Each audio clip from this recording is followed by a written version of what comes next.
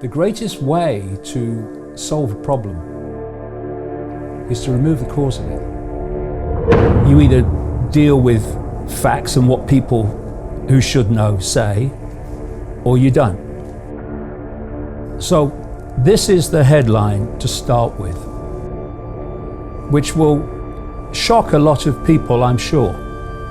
There is no COVID-19. It doesn't exist. And I'm going to explain today why that is and how, therefore, a pandemic perception could be pulled off. Anyone with flu-like symptoms now gets diagnosed COVID-19 purely on frickin' symptoms. And so the numbers start to go up. The problem is that this is supposed to be a deadly virus, but there's not enough people dying to justify that description. We are now being bombarded 24/7 by electromagnetic, technologically generated electromagnetic fields and Wi-Fi. And in this period of running up to this virus, we've had the introduction in more and more places of 5G. But while this lockdown has been going on, 5G masts are being rolled out at a very rapid rate. So if we got into this mess by acquiescing to the illusion of power, what's the frickin' answer? Let's come together, realize what's going on and where this is going. We're in this together and we'll get out of it together.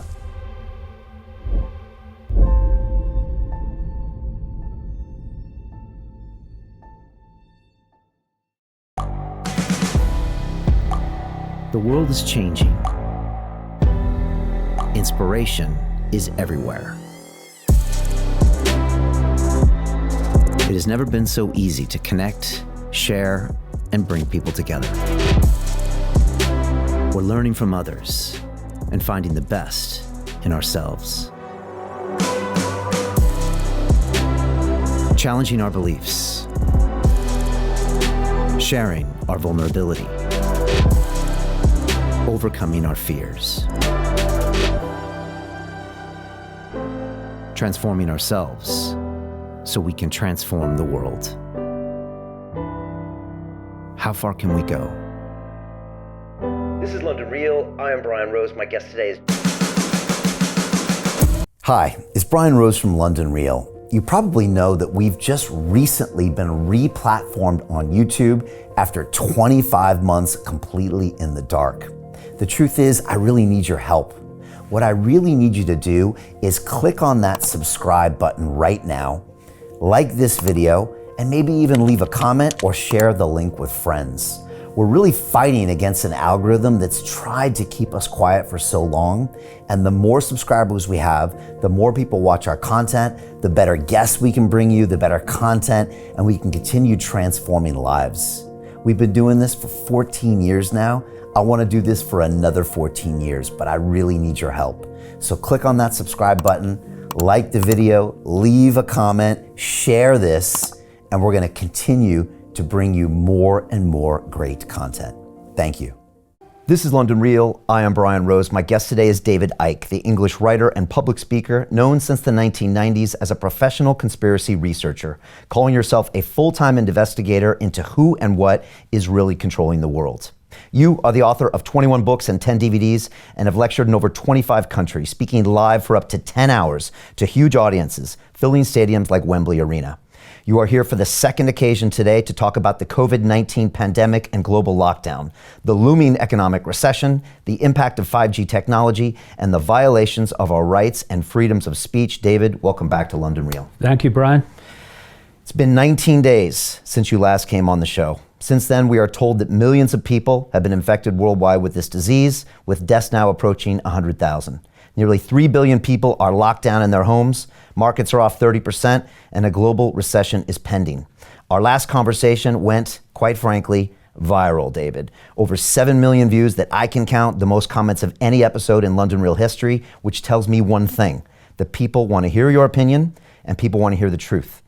David, as you know, I don't agree with everything you say, but I will defend to the death your right to say it. And at a time in this country when the regulator Ofcom is banning media outlets from talking about the quote-unquote 5G coronavirus conspiracy theories, I get very concerned. A lot of people told me not to do this interview today again, but in America, where I'm from, the First Amendment of the Constitution is the right to free speech and freedom of the press. And that right is being violated right now as we speak. George Orwell, in his famous book, 1984, said, "In times of universal deceit, telling the truth is a revolutionary act." And David, that's what we're going to do today. Honestly, I didn't even know if we'd make it to this moment. I thought we might be shut down today. Where do we start?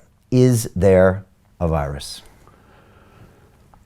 Since we last spoke, Brian, I've spent every waking moment, which has been most of every 24 hours, devouring information from virologists, specialists, doctors all around the world, in America, in Germany, in Austria, Italy, who would never be allowed to get near the BBC or CNN because they are demolishing the official story of this hoax. And if people go to davidicke.com when this interview is over, I put a special posting of a series of videos. It says for viewers to London Real, a series of videos by these doctors and others who in their various ways support all the elements of what I'm going to say today. So this is not me pulling it out the ether. There's no point in that. What's the point? You either deal with facts and what people who should know say, or you don't. So this is the headline to start with, which will shock a lot of people, I'm sure. There is no COVID-19. It doesn't exist. And I'm going to explain today why that is and how, therefore, a pandemic perception could be pulled off. Now, one of the doctors that I've been looking at is called Andrew Kaufman. He is a medical doctor in America. He works in psychiatry now. And he, like a lot of these doctors you'll never see on the BBC, started looking at the sequence of events that's led us to where we are now. And this is how it went. People started getting ill, for whatever reason, in China. And the Chinese authorities took genetic material from the fluid in the lungs of people who got ill. Only a few, a very small number. And they found what we would call genetic material. It wasn't an isolated virus. It was genetic material which can be there from a long list of causes, including lung cancer, by the way. And they decided that what was causing the illness was a virus, which has got the name COVID-19. But at no time did they isolate that so-called virus from the rest of the genetic material, much of which will be found in the bodies of most people. So they start out, before they started testing, diagnosing people in China from symptoms. And you will have heard this constantly recurring theme about coronavirus or COVID-19, because there's lots of coronaviruses, COVID-19 symptoms. And you'll hear this recurring line, flu-like symptoms. Now, these flu-like symptoms can be caused by a great range of different causes. But they decided on symptoms, which could come from many different causes, that those symptoms were now COVID-19. So you had flu-like symptoms, COVID-19. COVID-19. And so the numbers got bigger and bigger. And when we get to 5G, there is another element to this, which I also want to talk about in relation to China and in relation to the West as well. But they then develop this test, or start using this test, to test for COVID-19. And it's called an RT-PCR test. And, wait for it, it doesn't test for COVID-19. It tests for the genetic material, which has loads of different content, caused by many, many, many different possible causes. And if you test positive for the genetic material, not COVID-19, you are diagnosed to have COVID-19, and if you die, to have died from it. Now let's look at this RT-PCR test. It was developed, invented by a guy called Kary Mullis, a biochemist in America, in 1984. And it's used to try to diagnose many things. The same test has been used to try to diagnose lung cancer. The same test of genetic material that they are saying, you test positive, you've got COVID-19. Now, what did this Kary Mullis say, the inventor of the test? Oh, must get more people tested for COVID-19. The inventor of the test, what did he say? This test should not be used to diagnose infectious disease. The inventor of it said that. What are they doing to tell us who has and has not got this so-called COVID-19? The test that he says shouldn't be used for that very thing. So you test for this genetic material and you've got COVID-19, but there's another part of this. What this test does is it amplifies the material. In other words, it makes it larger, keep it simple.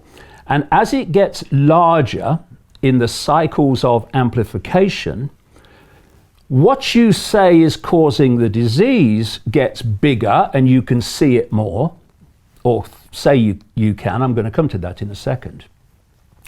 But all the other content of the genetic material also gets amplified. And loads of this genetic material is already in the body of virtually everybody. And this is how the test works. You can fix the figures so easy like this.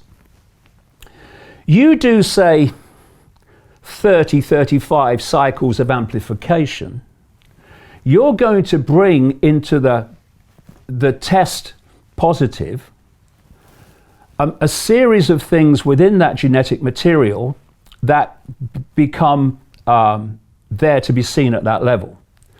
So you're going to get some positives, which you're going to call COVID-19, but you're going to get some negatives because you haven't brought all that material into the testing process. But you amplify the genetic material, say, 60 times. You have brought so much of the content of the genetic material to be entering the test process, that at that level of amplification, virtually everybody will test positive, because all the genetic material that's in most people's body will now be testing positive in the test through this greater amplification.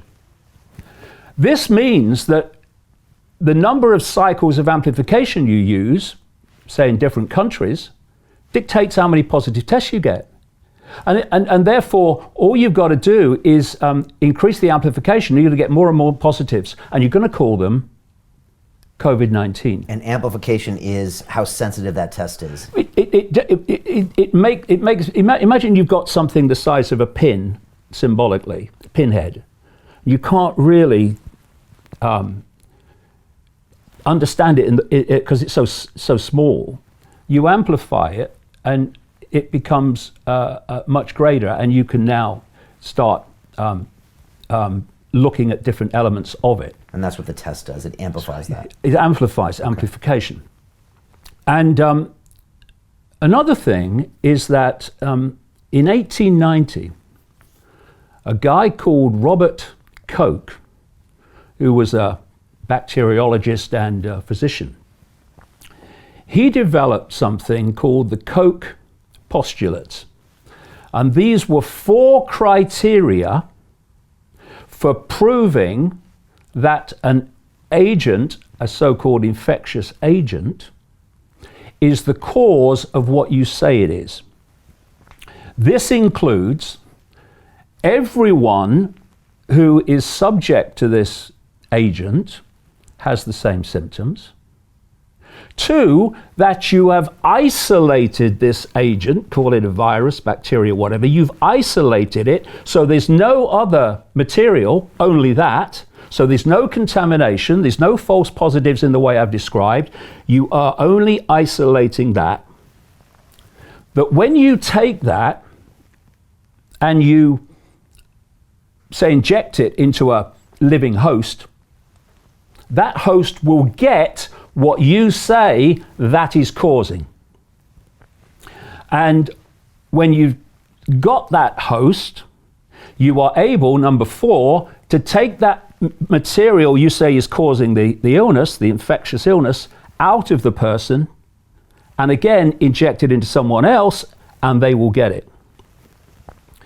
In terms of COVID-19, not one single one of those 4 Koch postulates, which have been used since 1890 by mainstream medicine the world over to prove that this is infecting and causing that, not one of them have been used and fulfilled. None of them. So then we come to something else that Andrew Kaufman identified, which was a tremendous piece of observation and research. You can see it in his video on davidicke.com when this is over. What happens when a cell gets poisoned is it secretes something called exosomes. This is part of the natural, everyday immune system response to poison cells. And these exosomes, as they are released, and they're only released when the cell is poisoned, and it can be poisoned through many, many reasons. It can be toxicity. Wait for this one. It can be poison through stress and fear. You imagine the stress and fear that's going on in the world now during this lockdown. It can be caused by disease, infection, and it can be caused by electromagnetic fields, which will become very relevant when we get into 5G. So these exosomes are released, and one of the roles of exosomes is poison cells warning other cells as they travel around, there's a problem. get ready, look, there's a problem here. So all you have to do to get exosomes released is to have poison cells by these various reasons. What Kaufman started looking at was under the microscope pictures of exosomes, what they look like. And then he looked at an under the microscope picture of what is claimed to be COVID-19. These two were exactly the same. He then starts looking at the genetic makeup of the exosomes, which you will find in the lung fluid of people who have problems with the lungs, because the problems are generating the release of exosomes. And he looked at the genetic makeup claimed for COVID-19. They are exactly the same in every relevant way. An exosome and so-called COVID-19 even lock into the same cell receptors as each other. They are, as Kaufman has clearly shown, the same thing. So what's gone on here is they've taken a natural response mechanism of the body, immune system, to poisonous cells, and they've renamed it COVID-19. Now, this genetic material they've taken from the lungs of people, and what is the basis of this test, will contain, by its very nature, these exosomes. So they're finding a natural human immune system response mechanism, this secretion from poison cells, and they're calling it COVID-19. And because anyone who has any level of cellular toxicity is going to produce these exosomes, then the potential for positive tests, yes, COVID-19 is a pandemic, is endless.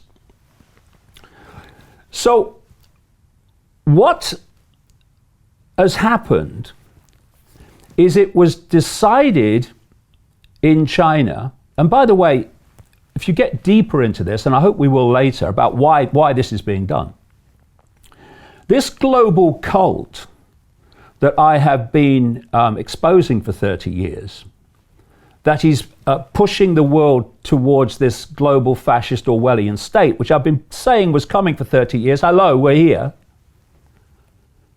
has no borders. It operates in every country in the shadows. Politicians are just here today, gone tomorrow. That's always there. China is one of its biggest centers, along with America, Israel, Britain, Germany, Italy. And so just follow this sequence through. They decide in China early on, and there's a 5G element to this, which I'll get into later, that it's a virus. They don't isolate the virus. They test it, or they diagnose it, first of all, only on symptoms. And then they start testing, and they use this test, which is testing for genetic material, not COVID-19. And then it starts moving out into the West.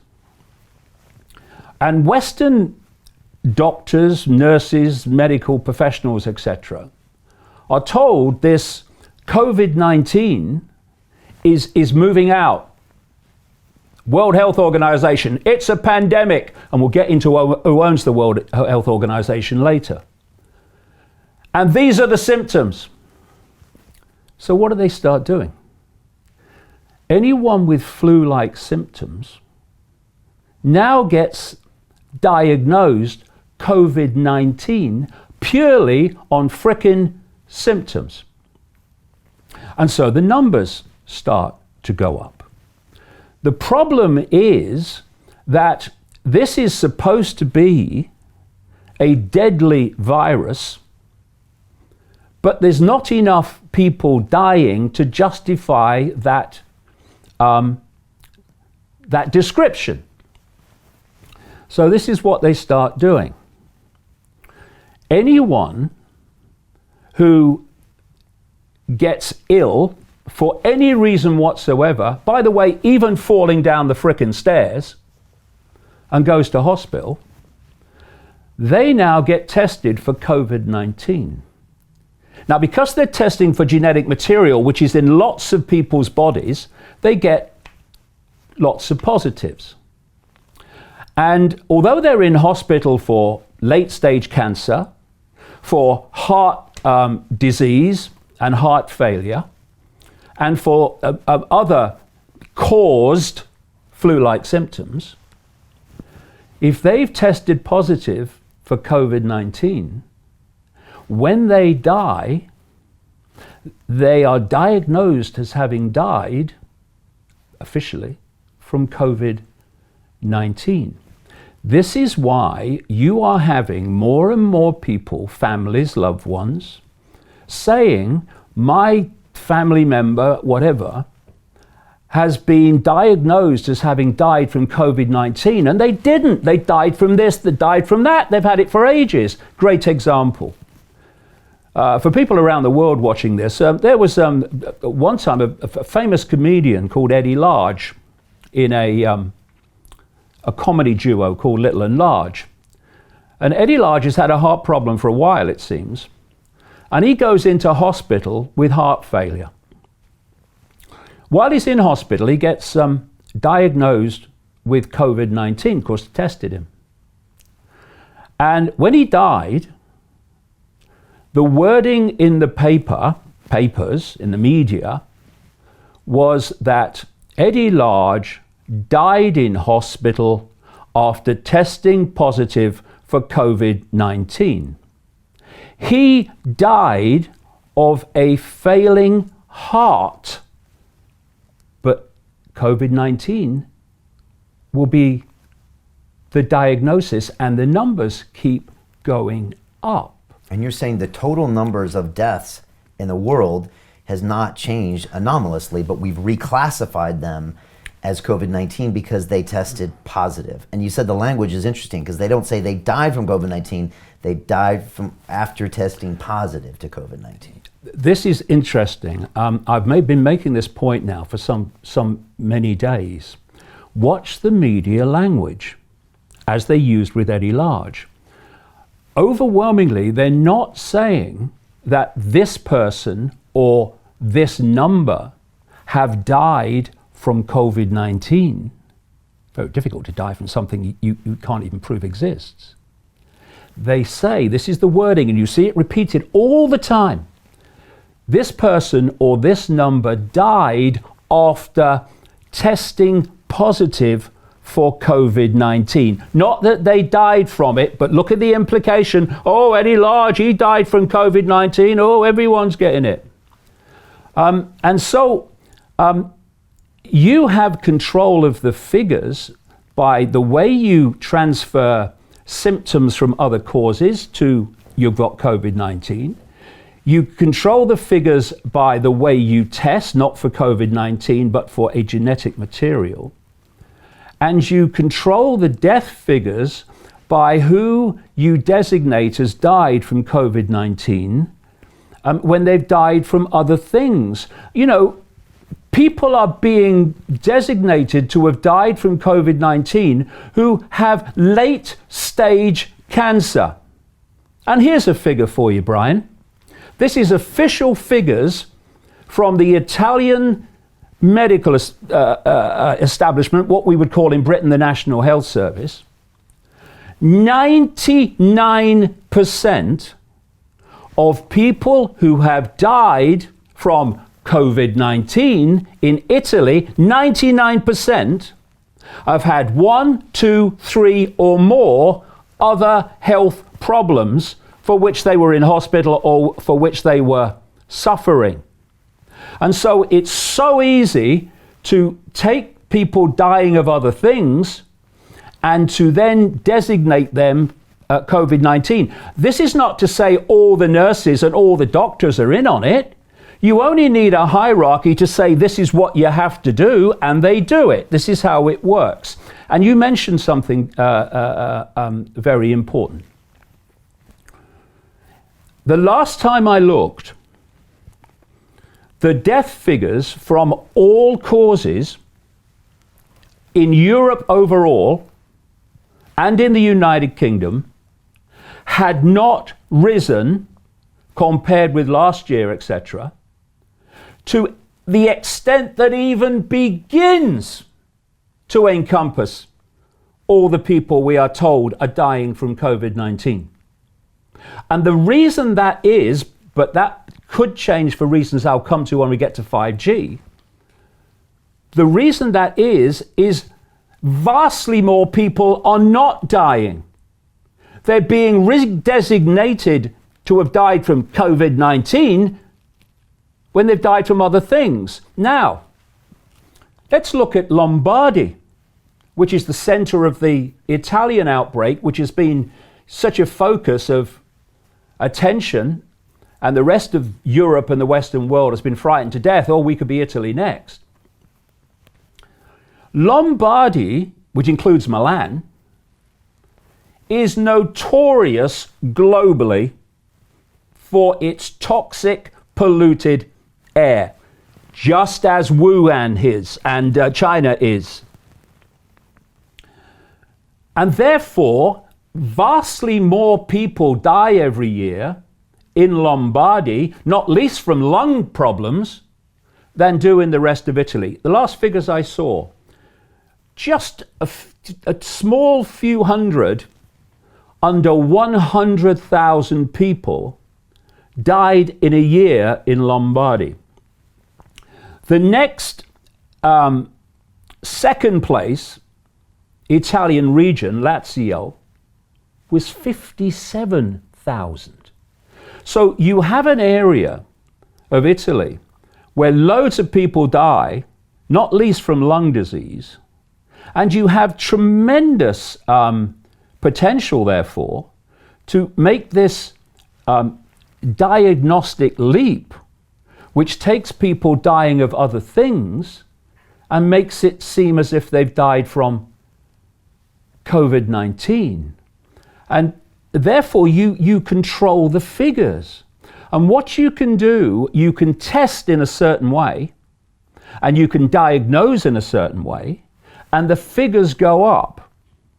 And then when you diagnose and test in a different way, maybe you reduce the number of cycles of amplification of this genetic material that you're using in the test, the figures go down. Have you noticed something, mate? We had in China this extraordinary reaction, the lockdown. They were building new hospitals in a week to 10 days to meet the absolute devastating crisis of this virus, right? In next to no time, by comparison with where they were, those hospitals are closed. The numbers have plummeted, they say. They're now starting flights. The economy is reopening. People are going back out on the streets. What? What happened suddenly to change all that? Because it was suddenly. But if you are testing people in a certain way and you're diagnosing people in a certain way, and we're going to bring 5G into this later on as well, then you change the diagnosis and you change the way you're testing.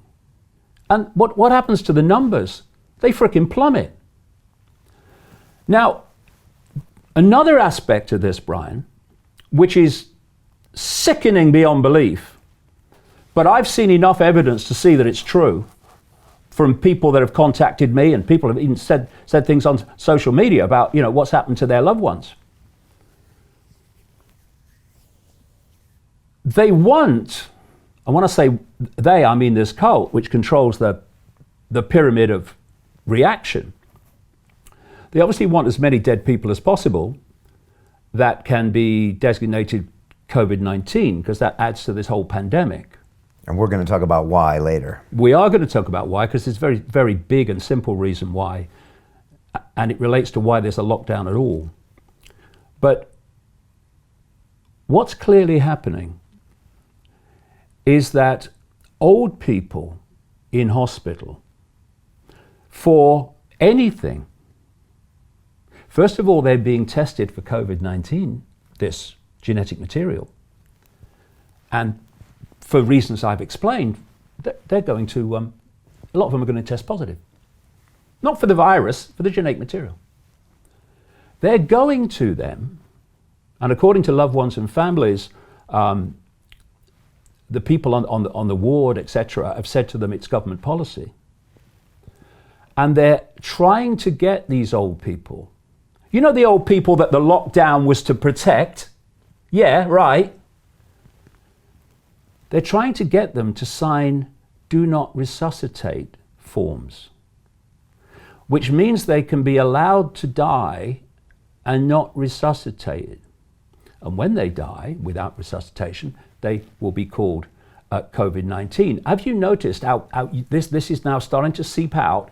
Oh, we may have to make choices about the triage, about who we treat, you know, and the older people. Well, you know, we're going to have to make some hard choices. Old people that you're telling not to resuscitate, to sign non-resuscitation forms, right? So they are despicably abusing the very old people that they say this lockdown is to protect. One of the family members that contacted me talked about her 83-year-old mother who was in hospital for an orthopedic reason. Not some bloody virus. And the doctors came along to her and tried to get her to sign a do not resuscitate form, for she's got an orthopedic problem. And, you know, she had her faculties about her and she refused, but a lot of people won't, because a lot of old people won't, they won't know what's going on. And they're trying to get them to sign it so they can save the other people. That's what they say. That's what they say. But what, I mean, Orwellian language, Brian, you have to invert everything. They're getting them to sign it so that they can let them die. And everyone who dies is a COVID-19 because they've tested. This is the scam that's going on.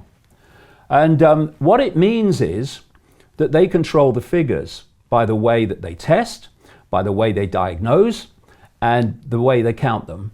And thus, the figures can be allowed to go up and up and up to justify further lockdown. And then when they think, as I said towards the end of our last interview a couple of weeks ago, when will it be over? It will be over, actually temporarily, we can come to that later, when they think they have reached the point where everything they want from this, which is a completely destroyed global economy, it is vast numbers of people who've lost their independent livelihood and income, and thus become dependent on the state, and you do what the state says if you want your pittance every month. They will bring an end to this and bring the numbers down. Oh, we're past the curve. When they think it's gone far enough for them to have got everything they wanted from it. Look at China. Look at China.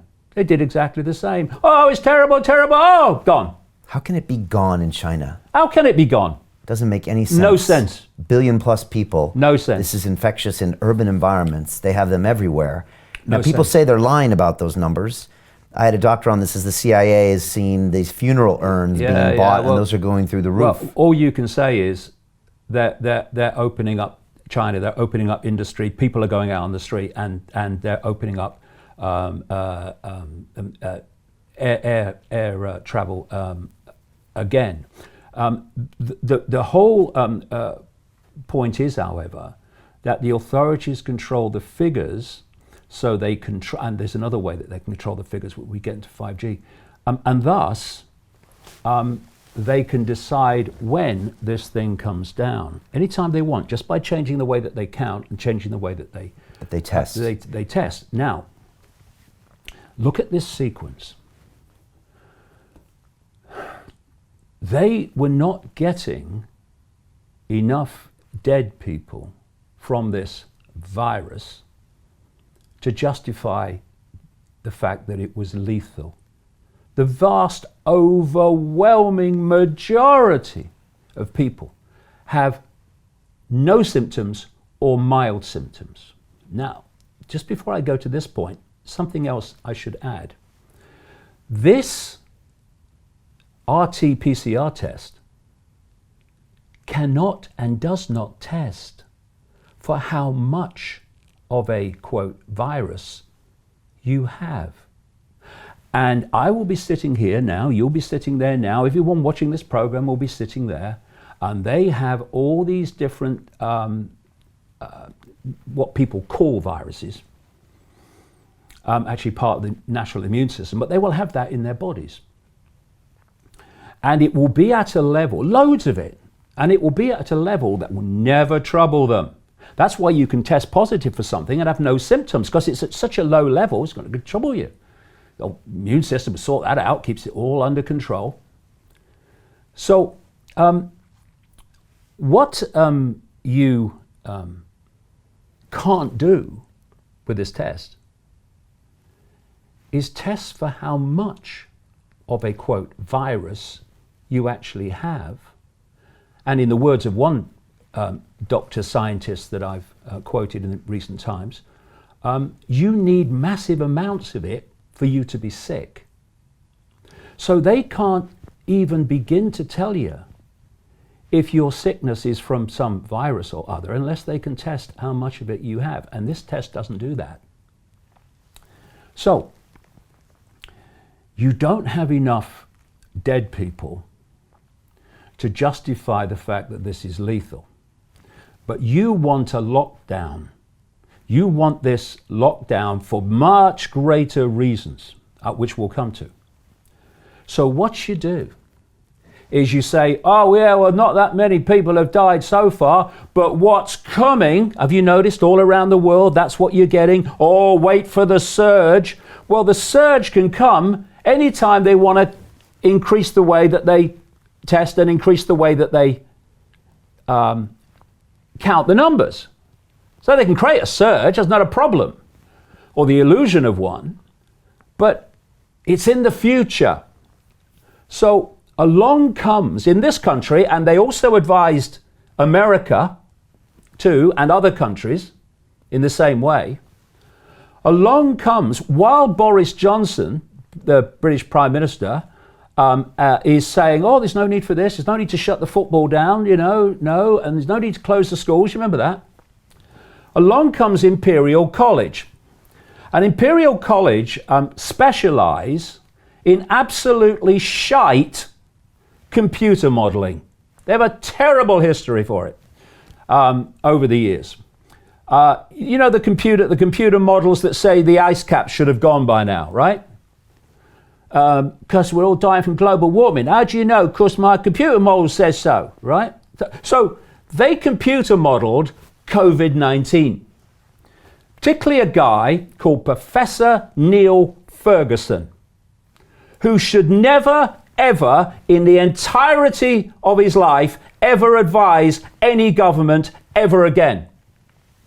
And he says, Mr. Johnson, 250,000 to 500,000 people could die in Britain of this virus. So now, Johnson shuts himself. Because he's having people saying to him, Boris, this is what could happen, mate, if you don't lock it down, if you don't have social distancing and all that stuff. And you know something, mate, you're going to be blamed for it. Oh, massive change attack. And from, oh, look, we're not going to close the schools. We don't need to close the football, because the football wasn't shut down by Johnson. It was shut down by the football authorities. Suddenly, lockdown. And what they're doing all around the world, they're doing it in increments. Oh, a little bit, and they get people used to that. And then, fiercer. And they're doing it in increments. And they plan, if we allow it, let's get into that later as well, they plan to push this on more extremes. And so when the lockdown happens and everyone's basically under frickin' house arrest. To continue watching the rest of the episode for free, visit our website londonreal.tv or click the link in the description below. Most people will never see this opportunity. Dubai luxury transformation projects have historically delivered 40 to 90% annual returns. That is incredible. These were once reserved only for insiders with access. I spent 15 years on Wall Street and I learned this: the biggest returns always go to the people who get the call first. Now, you finally can. We've just received a brand new project with major upside potential. Allocations move fast. Click the link, apply now, and speak to my team. This is your chance to see what others never will.